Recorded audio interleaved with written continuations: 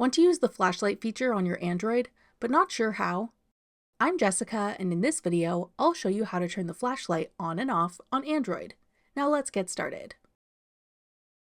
To turn on the flashlight on your Android smartphone, swipe down from the top right corner of your screen to open the Android Control Center.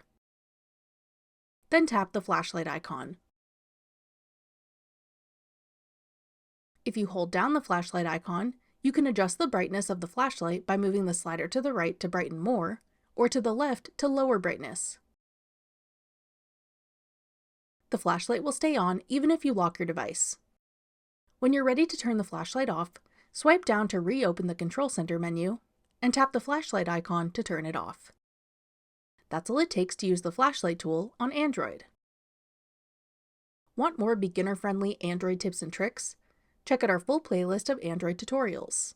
Click the playlist on your screen now to watch. Thanks for watching.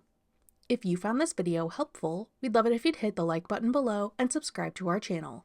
We put out great new tech tutorials like this one every day.